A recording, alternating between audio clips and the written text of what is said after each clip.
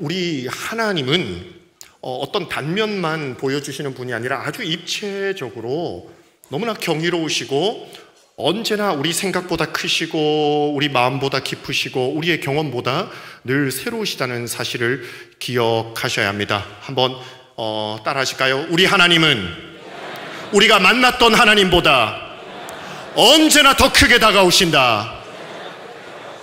네, 하나님은 제한할 수가 없으시며 우리의 경험에 갇혀 계신 분이 아닙니다. 어느 프랑스 신학자가 적은 이 신학책에 그 어떤 책 문구 끝에 적혀 있던 것, 제가 정확히 한 단어 기억하지는 못하지만 잊지 않고 그 느낌은 가지고 있습니다.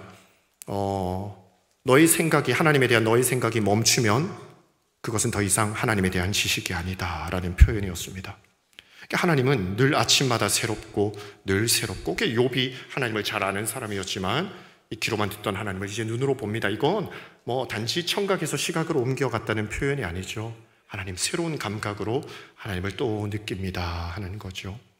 사랑하는 양곡 가족들이여, 언제나 입체적이시고 새로운 차원으로 다가오시는 하나님을 날마다 새롭게 만나게 되시기를 주님의 이름으로 축원합니다. 그래서 이 새로운 하나님을 만나는 사람은 어거스틴의 고백처럼 아주 오래된 새로움이요 고백하듯이요, 고백록 첫 장에서 나오듯이요, 이 인생이 지겨울 수가 없는 겁니다. 그 사람이 산호라면 권태도 느끼고 삶이 생활이 지긋지긋할 때가 왜 없겠습니까? 근데 그 말은 다시 말해서 이 새로운 하나님을 만나지 않고 자기의 경험, 그리고 굳혀진 관습과 습관, 그리고 또 주위를 둘러싸고 있는 문화적인 하나님만 만나서 그렇습니다. 살아계신 하나님, 그 파스칼이 만났다는 그 불의 하나님, 불의 밤, 그 하나님을 만난 1654년 11월 23일인가요?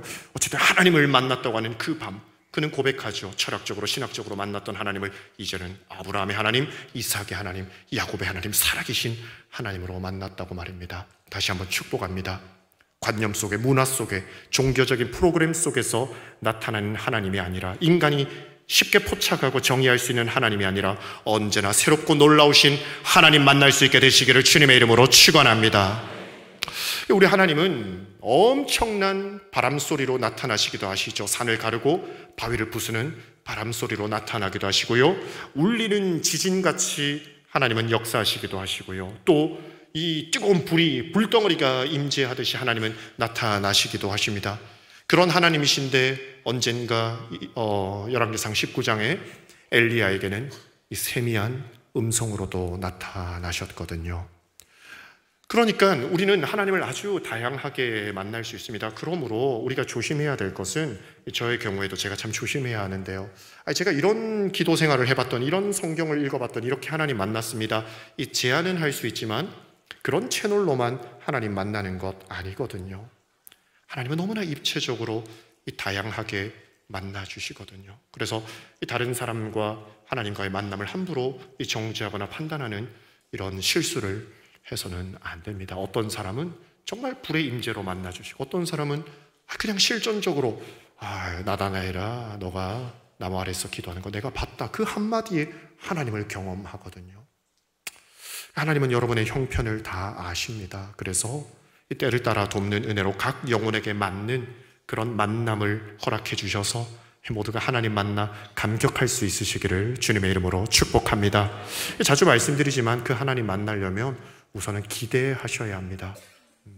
하나님을 간절히 찾는 자가 하나님 만나거든요. 기대를 하셔야 하는 겁니다. 그리고 주의를 집중하셔야 합니다. 요즘에 인기 있었던 책 중에 하나가 이 도둑맞은 주의력이라는 책이죠. 사람들이 더 이상 이 주의 깊게 뭔가를 못한다는 겁니다. 이 집중력이 너무 짧은 겁니다. 저도 알거든요. 제 낯설교가 보통 긴 설교가 아닙니다. 2편짜리거든요 거의. 근데 우리 양곡 성도들은 대단한 주의력으로 이겨내시는 것 같습니다. 이 긴 설교를 이겨내시면 웬만한 곳에 가서 다 승리하십니다. 네. 오늘은 짧습니다. 다행히도요. 그러니까 주의력을 가지고 하나님께 집중하셔야 합니다. 그런데 이제 하나님 편에서 그렇게 나타나시는데, 하나님께서 그렇게 자신을 분출하시고 드러내시고 계시하실 때 우렁차게도 하시고 세미하게도 하신다면, 하나님께서 우리의 음성을 들으실 때도 입체적으로 하신다는 사실을 좀 기억하셨으면 좋겠습니다. 우선은 하나님께서는 우리 베델 찬양대와 같은 우렁찬 찬양을 참 좋아하시죠. 정말 우리 베델 찬양대 청년 때부터 지금 장로님이 되시고 안수 집사님, 권사님 되시도록 계속 찬양하시는데 기운이 쇠하지 않으셔서 계속해서 우렁찬 찬양, 그 찬양할 수 있으시기를 주님의 이름으로 축복합니다. 그리고요, 또 하나님은 부르짖는 기도를 특별히 좋아하세요. 그래서 너는 내게 부르짖으라, 내가 너에게 응답하겠고 너가 알지 못하는 크고 은밀한 일을 내게 나타내리라. 이건 정말 검증된 기도거든요. 부르짖어 드리는 기도. 우리 저녁 찬양 예배 때 특별히 부르짖는 기도 많이 하여서 응답 많이 받으시기를 주님의 이름으로 축복합니다. 그런데 동시에 주님은 아주 작은 신음, 우리 찬양하죠. 하나님 사랑의 귀로서 언제나 너에게 기울이시니 어두움에 밝은 빛을 비춰주시고 너의 작은 신음에도 응답하시니 하셨거든요. 우리 하나님께서 우리가 언젠가는 참 이렇게 부르짖어 기도할 수 없을 때가 있거든요. 믿음도 연약해지고 육체적으로 영적으로 쇠약해져서 할 수 있는 기도라고는 하나님, 하나님, 하나님, 하나님, 주님, 주님, 아버지 이거밖에 할 수 없을 때도 있거든요. 그런데 얼마나 감사합니까? 하나님께서는 세미한 음성도 들으시는 줄 믿으시고 용기 내시고 기도하기를 포기하지 않으시기를 주님의 이름으로 축복합니다. 우리 하나님께서는 세미한 사람의 탄식과 음성도 들으시는데요, 그 하나님께서 오늘 우리에게 주시는 말씀입니다. 이 첫째로 우리 모두에게 주시는 말씀은 오늘 이 율법을 통해서요, 하나님의 귀와 눈이 있음을 기억하라. 물론 하나님이 우리의 육신처럼 귀와 눈의 형태를 가지셨는지 우리로서는 알 수 없지만 하나님께서는 분명히 들으시고 보신다고 오늘 본문을 통해 말씀하십니다. 한번 따라 하실까요? 하나님께서 들으신다. 하나님께서 보신다. 오늘 하나님께서 1절과 3절에 그리고 4절, 5절에 그리고 6절부터 9절까지는 조금 더 부연 설명한 것이고요, 1절에서 3절은 이 사람들의 말을 듣고 계신다고, 특별히 법정에서 이루어지는 말을 듣고 계신다고 말씀하십니다. 풍설을 듣고 계신다고요. 바람 속에 하는 이야기, 바람처럼 날아가는 이야기도 듣고 계신다고 말씀하십니다. 툭 뱉는 말이 얼마나 위험합니까? 아주 오래된 영화입니다만 올드보이라고 박찬욱 감독의 영화가 있었죠. 그 영화는 어떤 분노와 복수 그리고 화해의 가능성 이런 것에 대해서 다루고 있는 영화지요. 그 영화 속에 어떤 마을의 친구가 그 마을의 이복 남매인지 전 정확히 기억이 안 나네요. 하도 옛날에 봐서.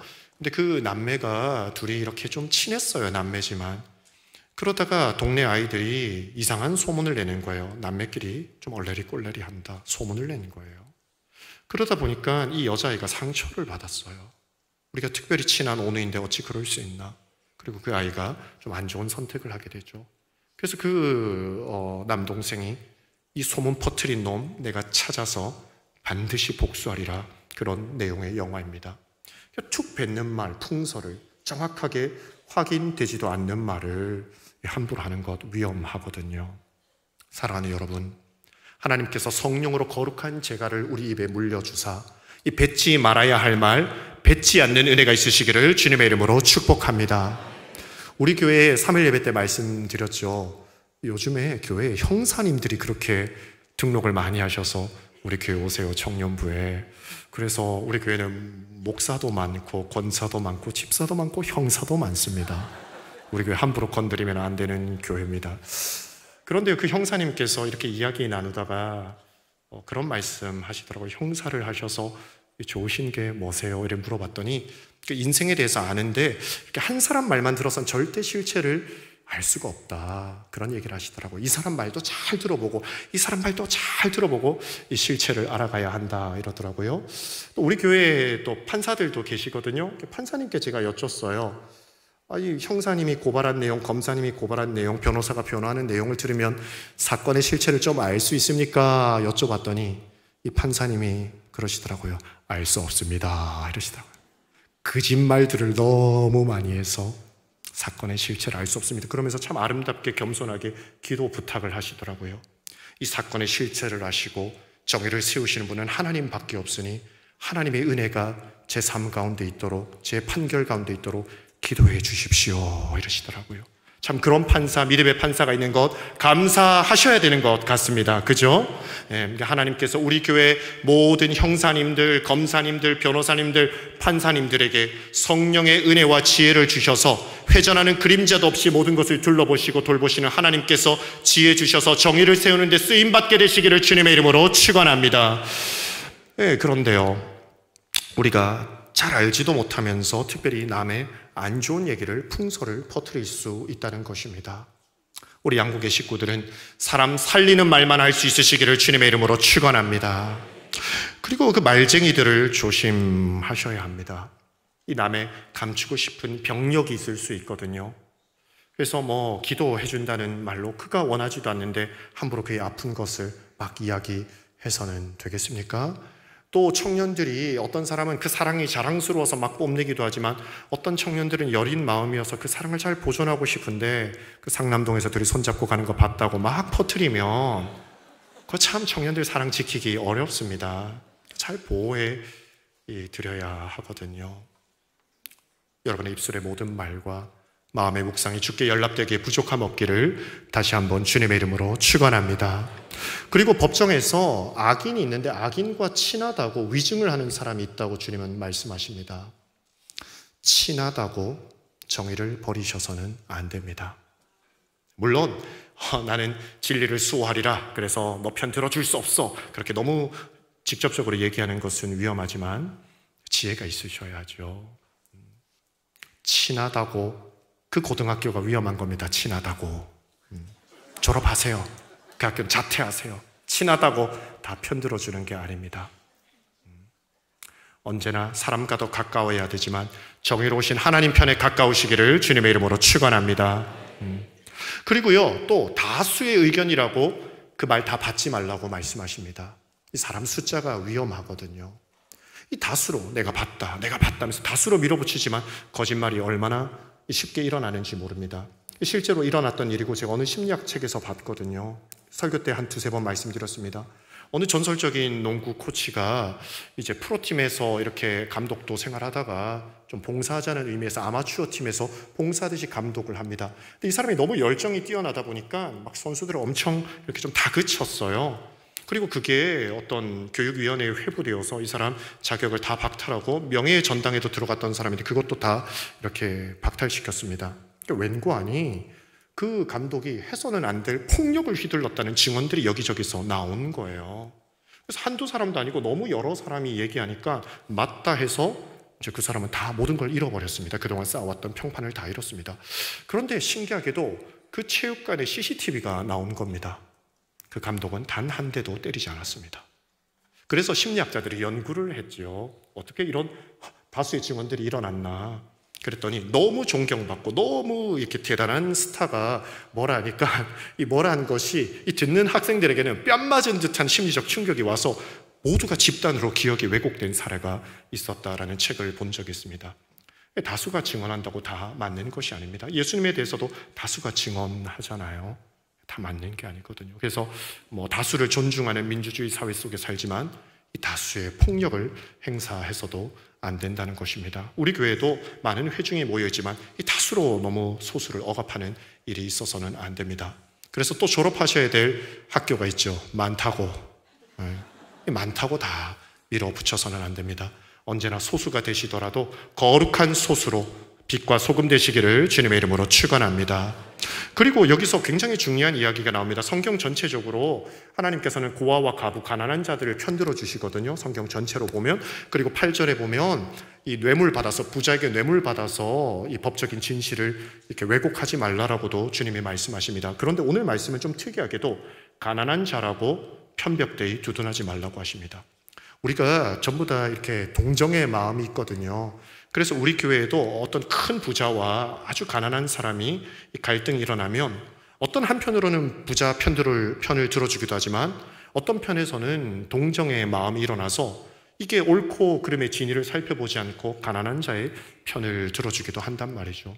그런 점에서 이 지도자들이나 또 사장님들 또 리더십을 가진 사람들은 되려 힘으로 밀어붙이는 경우도 있지만 반대로 이렇게 좀 어려움을 당할 수도 있죠. 저 사람이 위력이 있고 힘이 있으니까 그런 이런 억압을 했겠지. 그렇죠. 가난한 사람, 어려운 사람, 연약한 사람이 이 진실을 얘기하겠지. 왜 아니겠어? 그런데 수천 년 전에 광야에서 모세가 받았을 때는 이미 이 문제를 하나님께서 이렇게 통찰하셔서 주고 계신 것이죠. 미투 운동이 있었습니다. 여성들이 이 남성의 위력에 의해서 이 성적인 수치와 어려움도 많이 당하셨지요. 그래서 미투 운동을 통해 이 남자들이 경각심도 가지고 또 숨길 수 없고 다 드러나게 된다 알 수 있었죠. 그러나 우리는 예견할 수 있습니다. 그런 식의 방식은 오래 갈 수 없다는 겁니다. 왜냐하면 그걸로 인해서 정말 바로잡힌 일들도 참 많지만 너무너무 억울한 사람들도 많았던 것입니다. 여러분 가운데 가난한 자라고 해서 또 연약한 자라고 해서 이 진리 안에 토하여 바라보는 것이 아니라 무조건 편들어주는 그런 일을 행하는 분이 계십니까? 언제나 진리 그 자체이시고 모든 것을 보시는 하나님 앞에서 모든 일들을, 특별히 말들을 행하시기를 주님의 이름으로 축원합니다. 그리고 4절에서 6절에는요 참 재밌는 이야기가 나옵니다. 너가 살다 보면 원수가 있지 않느냐, 너가 미워하는 사람, 그리고 너를 미워하는 사람도 있지 않느냐. 근데 원수의 소가 외양간에서 나왔는지 길을 잃었는지 이렇게 막 돌아다닐 때 하하, 원수의 것이 저렇게 돌아다녀서 손해가 됐구나 하고 냅두지 말라 주님이 말씀하십니다. 그럴 분들 혹시 있지 않으세요? 고소하다 이러면서. 그리고 또 너를 미워하는 자, 내가 미워하는 자뿐만 아니라 나를 미워하는 자 사랑하기 힘들잖아요. 근데 너를 미워하는 자의 이 가축이 짐을 부리다가 자빠졌을 때 잘 됐다 하하 고생 좀 하라 하지 말고 그 짐 다시 올리는 것 도와주라고, 언제나 이 정의를 행하는 가운데 사랑도 행하라고 주님은 말씀하십니다. 그리고 그렇게 세워주는 것 다 내가 보고 있노라고, 모든 말을 듣고 있고 모든 행위를 보고 있노라 주님은 말씀하십니다. 다시 한번 따라 하십시다. 주님께서 듣고 계신다. 주님께서 보고 계신다. 이 사실을 계속 생각할 때마다 이 죄 짓는 사람은 좀 두렵지 않습니까? 주님께서 보고 계신다는 사실이. 그리고 우리가 아무도 모르게 은밀한 곳에서 이 주님을 위해서 선한 일 할 때 너무 위로가 되지 않습니까? 우리 교회에서도 그런 분들이 많으시거든요. 어제도 또 추석 명절 기간에도 7층, 6층, 5층, 3층 홀로 여전도회가 그 청소를 맡아서 홀로 청소하시는 것. 저도 이렇게 살짝 계단 가면서 둘러보면서 봅니다. 그러면 혼자 계셔서 제가 말 걸기 그래서 지나가지만 나중에 따로 또 이렇게 같이 뵙게 되면 그때 청소하신 거 보고 있었습니다 라고 말씀드리기도 하죠. 그러나 저는 무소부지한 사람이 아니어서 못 볼 때가 훨씬 더 많죠. 그러나 우리 하나님께서는 여러분께서 선한 말 하시고 선한 일 하시는 거 다 듣고 다 보고 계신 것 믿으시고 언제나 하나님 앞에서 사시고 하나님의 위로 받으시기를 주님의 이름으로 축복합니다. 그리고요 그런 믿음이 있을 때 우리가 이 시대의 요셉과 욥과 요나처럼 살 수 있죠. 이 요나는 깊은 바닷속 고기 뱃속에서 있었습니다. 그 누구도 들을 수 없고 볼 수 없는 상황 속에 있었죠. 그러나 요나서에 보면 요나는 시편으로 엄청 간절하게 기도하고 성전을 향하여 기도하지 않습니까? 왜 그렇습니까? 보고 계시고 듣고 계신 하나님을 믿었기 때문입니다. 요셉이 정말 버림을 당하고 누명을 써서 감옥에 갑니다. 그래도 자살하지 않고 우울과 절망에 빠지지 않았던 것은 하나님께서 함께 하시며 그를 보고 계시고 듣고 계신다는 것을 믿고 있었기 때문입니다. 오늘도 저는 이 말씀을 준비하면서 계속 그렇게 기도했습니다. 하나님 보고 계시지요? 하나님 듣고 계시지요? 그래서 그 기도를 계속 드렸더니 얼마나 마음에 위로가 되던지요. 사랑하는 양국 가족들이요, 사람들이 다 알아주면 좋겠지만 때로는 가장 가까운 사람도 여러분의 마음을 모르고 여러분의 상황을 알 수 없습니다.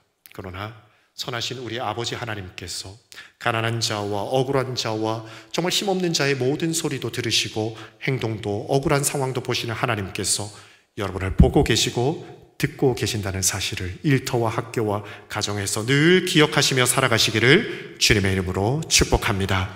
두 번째로, 그렇게 하나님께서는 하나님의 나라를 또 이루고 싶어 하시는데요, 하나님의 나라는 서로 입맞추고 껴안고 손잡는 아름다운 나라입니다. 물론 남녀가 손잡고 엄마와 딸이 아빠와 아들이 안고 입맞추는 나라이기도 하지만요, 특별히 정의와 이 사랑이 입맞추는 나라이고요, 또 이 법정과 성막에서의 율법 선포와 이 거리에서의 삶이 서로 껴안고 손잡는 나라이면서 또 우리가 들은 말씀과 우리가 살아내는 생활이 서로 손잡고 동행하는 나라입니다.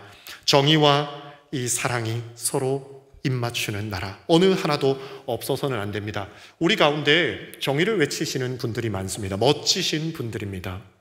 그러나 사랑 없는 정의는 언제나 폭력이 됩니다. 인류 가운데 가장 잔인했던 폭력들은 정의의 이름으로 이루어졌습니다. 혹시 정말 용서와 사랑 없이 정의를 외치시는 분들이 있으신가요? 국가의 일에 대해서, 또 회사의 일에 대해서, 그리고 가문의 일에 대해서, 교회의 일에 대해서 정말 아가페적인 사랑, 모든 것을 믿으며 모든 것을 바라며 모든 것을 견디는 하나님의 사랑 없이 정의를 외치는 분이 있습니까? 그분은 곧 폭력자와 살인자가 될 것입니다. 역사가 가르쳐주고 성경이 가르쳐줍니다. 우리 사랑하는 양국 가족들이요, 사랑으로 뜨겁게 달구어진 정의로 나아가시기를 주님의 이름으로 축원합니다. 그리고 정의가 없이 사랑만 외치는 사람들이 있습니다.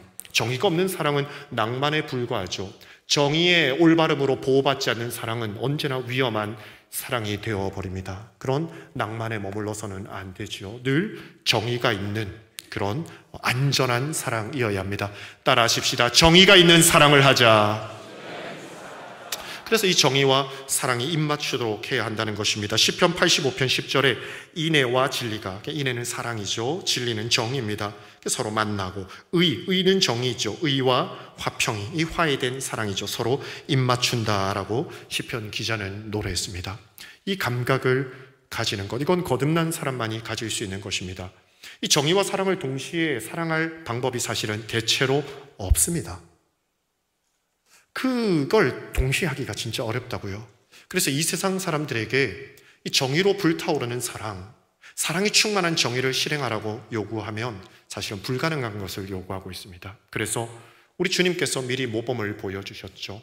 주님은 모든 죄를 멸하시기 위해 십자가의 고난을 받으셨습니다. 그리고 그 십자가에서 모든 사랑을 이루셔서 정의와 사랑이 완벽하게 입맞추는 모습을 십자가에서 보여주셨죠. 그러면서 우리 모두에게 그 십자가의 순환과 죽음을 받아들여라 라고 말씀하고 있습니다.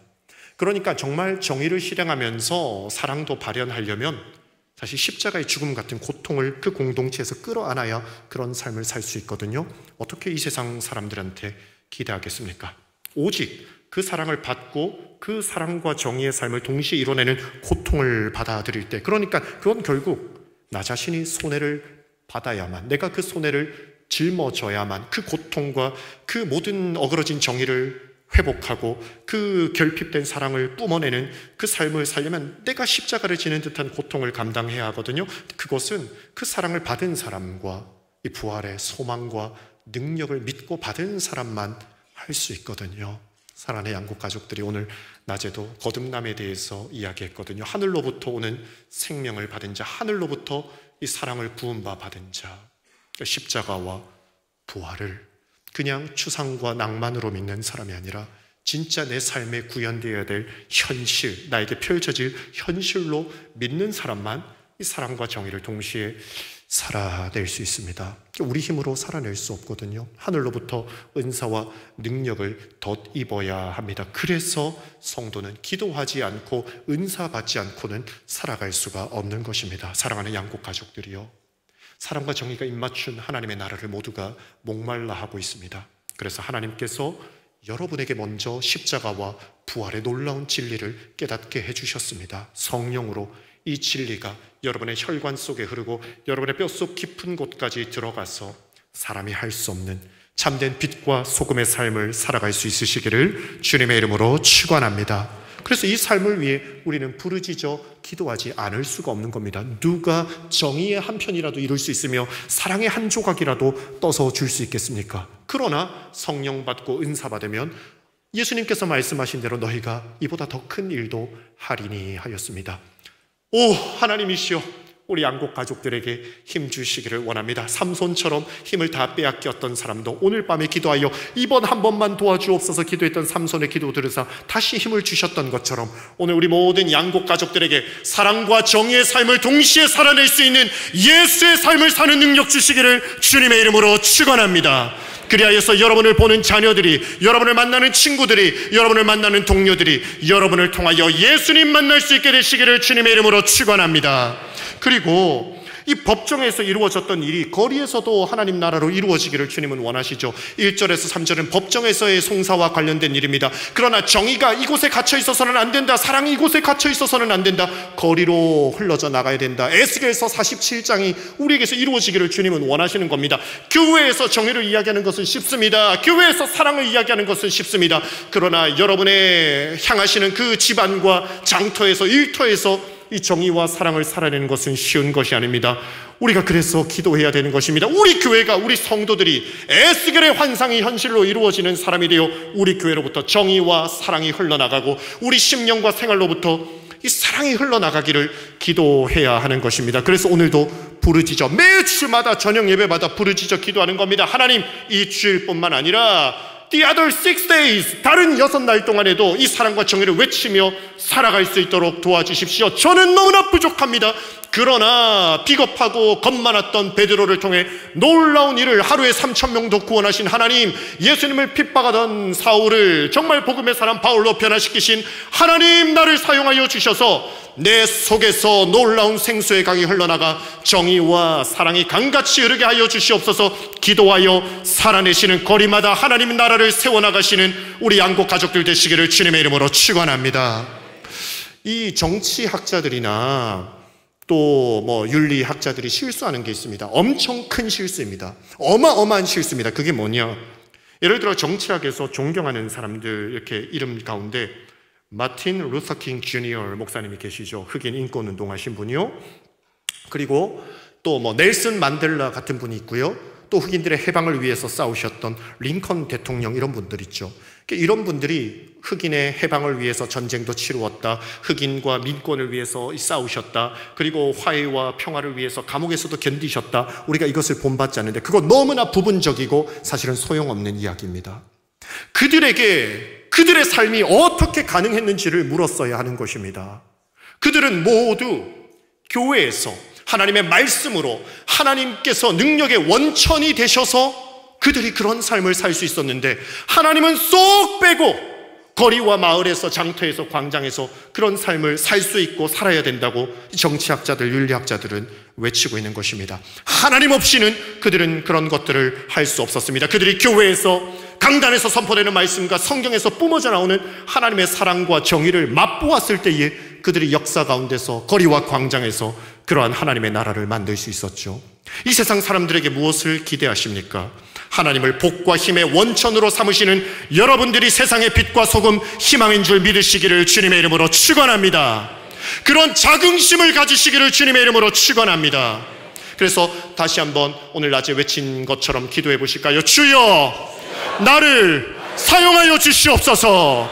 사용하여 주시옵소서. 여러분들을 통하여 하나님 나라가 펼쳐지기를 원하시고 믿으시면 아멘 하십시다. 마지막으로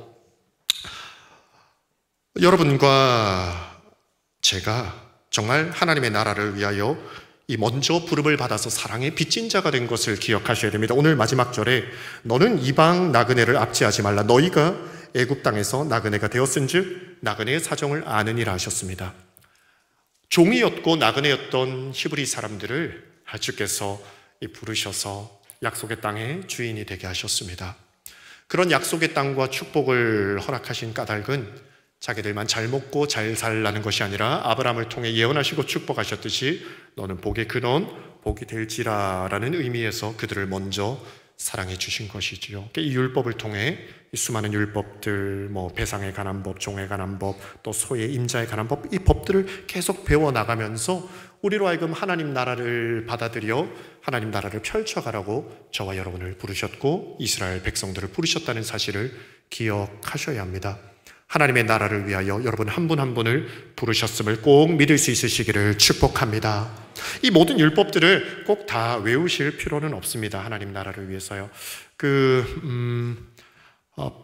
파트리크 지스킨트라는 독일 소설가가 있죠. 향수라는 소설, 좀 괴기하면서도 재밌는 소설인데요. 영화로도 만들어졌습니다.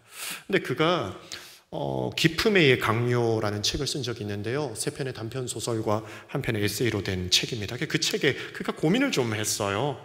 내가 작가인데 책을 읽는데 30년 동안 책을 읽었는데 기억이 하나도 안 난다. 이런 고민이 있었던 거예요. 어째 기억의 그림자조차 어떻게 찾을 수 없는가, 그런 고민을 한 거죠. 나 기억도 못하는데 계속 책 읽고 이런 이야기들 들어야 하나? 그러다 그가 고민 끝에 이런 이야기를 합니다. 이걸 다 기억하라고 읽는 것이 아니구나. 내가 좋은 책들을 읽으면서 그 책들 속에서 쏟아져 나오는 지혜와 아름다운 감성들이 어느새 나를 변화시키는구나. 우리가 왜 여기 와서 계속 하나님의 백성이라고, 하나님 뜻대로 살아야 된다고 집으로 돌아가면 잊으시잖아요. 꼭 비단 제 캐나다에서 목회할 때 치매에 걸리셨던 우리 권사님만의 고백은 아니라고 합니다. 제가 밤새도록 한 분이 오셔도 정성을 다해 설교 준비해서 갔는데 제가 애쓰는 게 너무 안타까웠던지 우리 할머니 권사님께서 진영 출신이시거든요. 그래서 캐나다 가셔서 방언만 더 강화되신 분이신데요, 영어는 못하시고. 근데 그러더라고요. 목사님, 너무 애쓰지 마이소. 내 기억 한 개도 못합니다. 이러시더라고요. 그것은 설교 준비를 대충 하라는 위로인가, 들을 가치도 없는 설교라는 비판인가. 근데 그 권사님만 그러겠습니까? 지난주 본문 어떻게 되죠? 그저께 새벽 설교 본문이 어디죠? 모르시잖아요. 그럼에도 불구하고 우리가 계속해서 하나님 나라에 대해서, 정의와 사랑에 관해서, 거룩에 관해서, 하나님에 관해서 계속 이렇게 말씀을 전합니다. 이렇게 말씀 속에 있다 보면 하나님께서 어느새 여러분을 변화시키세요. 그리고 변화시키셔서 여러분을 통해 온 세상을 변화시키려고 주님이 계속 부르시는 겁니다. 중요한 것은 언제나 당장에 표가 나지 않습니다.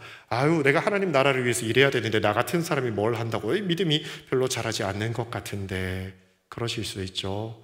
저희 집에 아들이 자기가 키가 크고 싶은 거예요. 저를 닮아가지고 키가 반에서 좀 작았어요.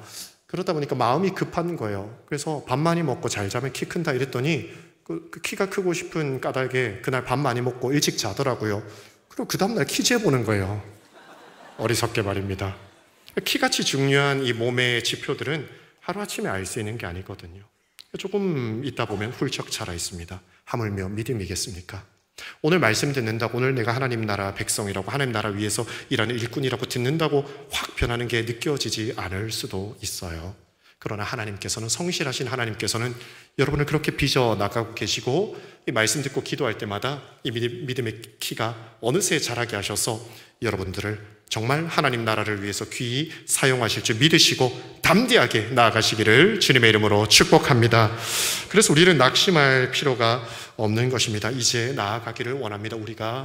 우리 입술의 모든 말로, 우리의 눈빛으로, 우리의 표정과 이 태도로, 우리의 가슴으로 정말 하나님 나라를 전해 나가시면 어떨까요? 우리가 아직 죄인 되었을 때에 우리를 위하여 자기 아들을 십자가에 죽이심으로 우리를 향한 아버지의 사랑을 확증하신 그 아버지의 마음을 알아서 이제 내일 학교로 가셔서, 내일 일터로 가셔서, 오늘 가정으로 돌아가셔서 이 사랑과 정의를 실행해 보시면 어떨까요? 우리 입술을 거룩한 지혜로 제갈 먹이시고, 또 우리의 손과 발을 좀 성실하게 섬김으로 가정을 돌보시고 일터를 돌보시고, 이 세상 사람들이 알아주지 않고 세상에서 보상이 당장에 없어도 우리 주님께서 보고 계시기에, 우리 주님께서 듣고 계시기에, 하나님의 때에 하나님께서 다 갚아주시기에, 일터로 가면, 학교로 가면, 또 가정에서도 가문에서도 여러분을 괴롭히는 사람이 있을 수도 있어요. 그러나 이 다윗에게 사울 왕을 죽일 수 있는 두 번의 기회가 있었지만 다윗은 그러지 않습니다. 하나님의 눈과 귀를 의식하지 않는 신하들은 이해할 수 없죠. 그러나 다윗은 하나님의 나라가 세워지기를 원했어요. 그래서 하나님이 보고 계신데 내가 어떻게 기름 부은 자에게 칼을 대겠느냐 하면서 주님 보고 계심을, 듣고 계심을, 그리고 하나님께서 신원하여 주시고 회복시켜 주시고 승리하게 하심을 믿고 하나님의 나라를 살아내었던 아름다운 왕. 사랑하는 양국 가족들이여, 오늘 이 율법의 말씀을 통해 이 율법의 말씀에 흐르는 사랑과 정의, 하나님의 은혜에 흠뻑 져주시고 기도하셔서 여러분들을 통하여 하나님 나라가 여기저기서 계속 세워지는 그런 일들이 있기를 주님의 이름으로 축원합니다. 우리 함께 찬양하실까요? 기도하는 마음으로.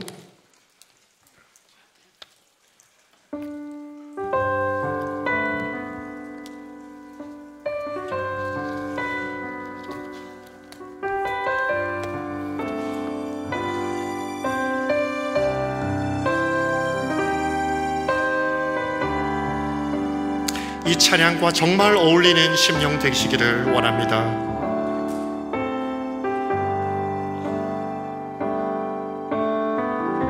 내 마음에 주를 향한 사랑이, 내 마음에 주를 향한 사랑이, 나의 말엔 주가 주신 진리로, 나의 눈엔 주의 눈물 채워주소서.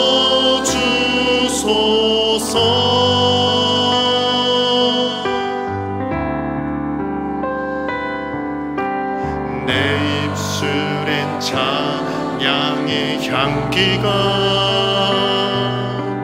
두 손에는 주를 닮은 섬김이,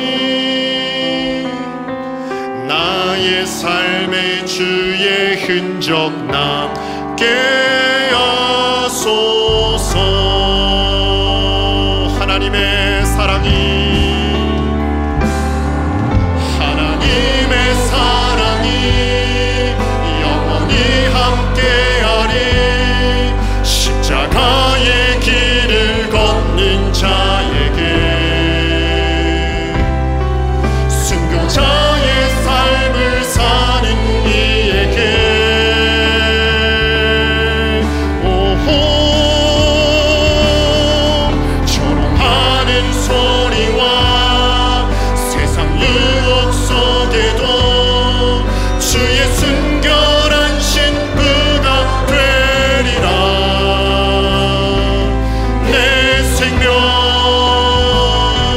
주님께. 우리 시간에 두 손을 들고 찬양합시다. 하나님의 사랑이, 하나님의 사랑이 영원히 함께하리. 십자가의 길을 건 순교자의 삶을 사는 이에게, 조롱하는 소리와 세상 유혹 속에도,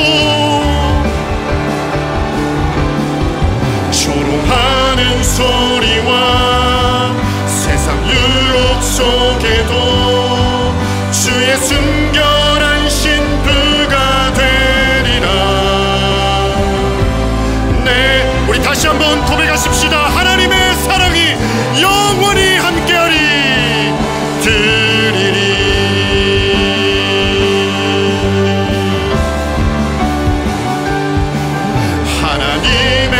하나님 이 시간에 우리 양국 가족들과 함께하여 주시옵소서. 가정으로 일터로 학교로 나아갑니다. 함께하여 주시옵소서. 십자가의 길을 걷고 순교자의 삶을 사는 우리 양국 가족들과 함께하여 주시옵소서. 사는 이에게,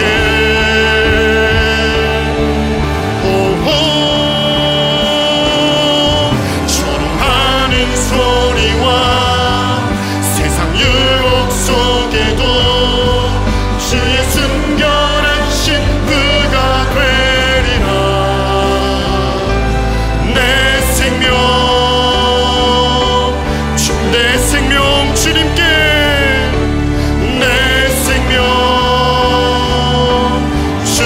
내 생명 주님께, 주님께 드리리.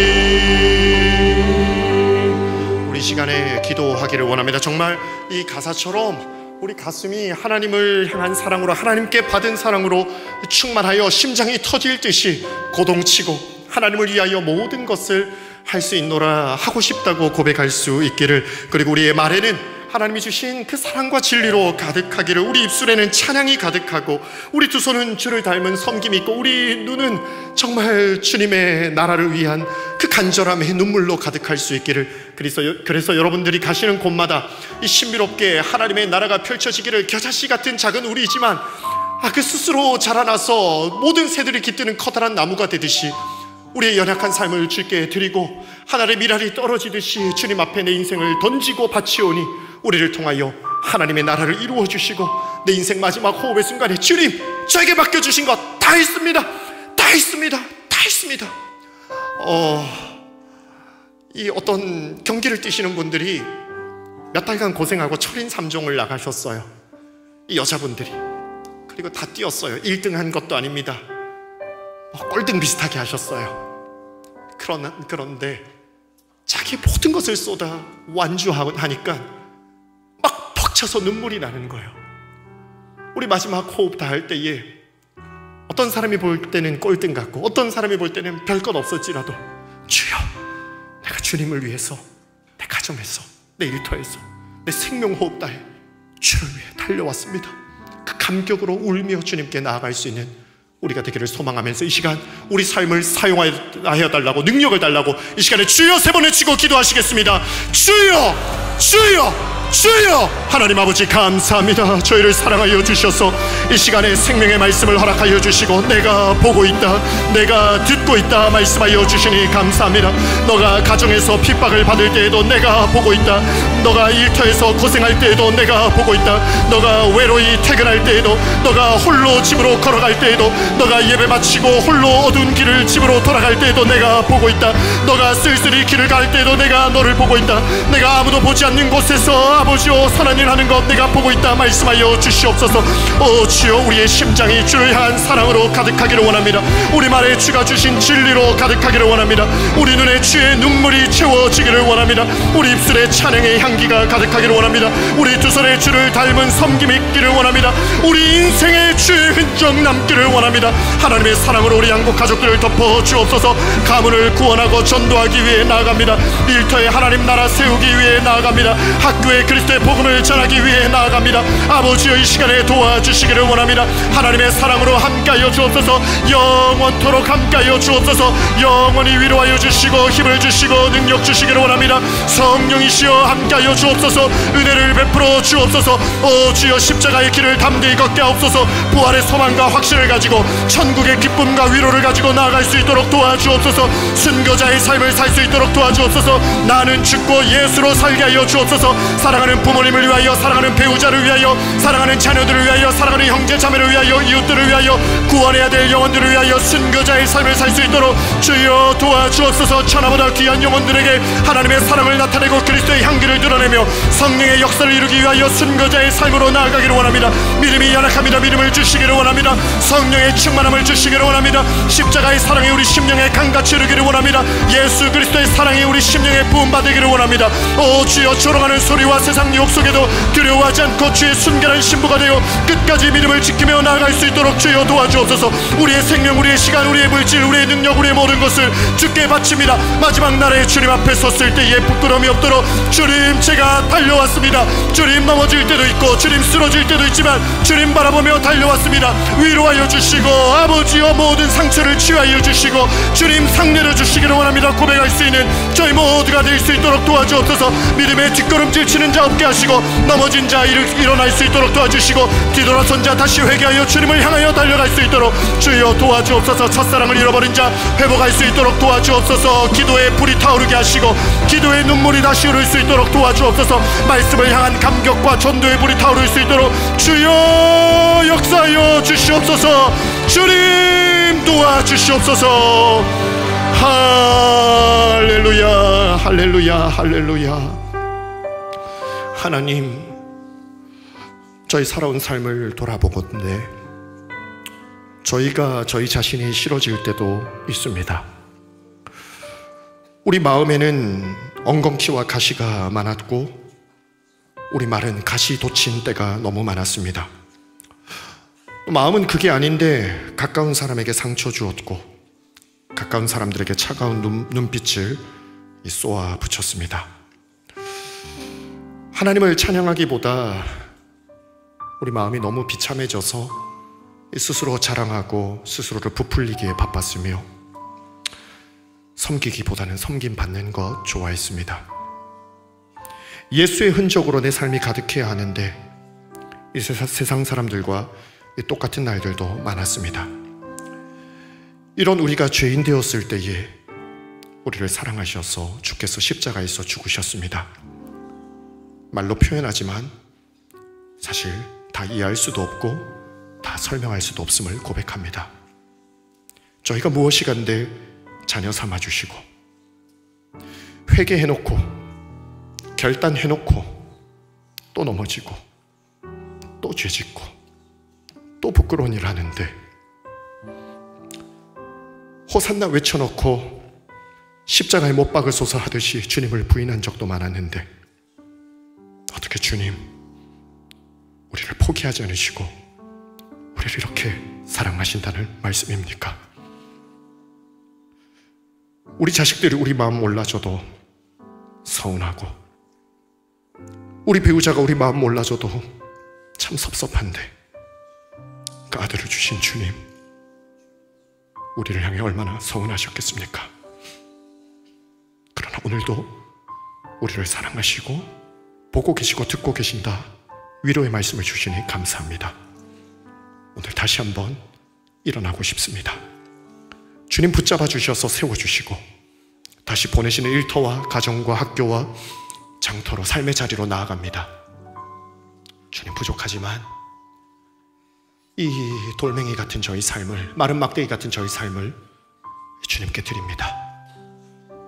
다윗의 돌멩이로 골리앗을 쓰러뜨리시고 이 모세의 지팡이로 바다를 가르신 주님께서 우리를 통하여 하나님 나라를 세워 주시옵소서. 지혜 주시고 건강 주시고 사랑의 은사 주시고 모든 것 채워 주셔서 능히 이 모든 것 감당하게 하시고 여기 있는 모두가 언젠가는 주님 앞에 서게 될 터인데 그때 주님 저 부족하지만 너무 부족하지만 꾹꾹 참고 십자가 바라보며 주님께 달려왔습니다.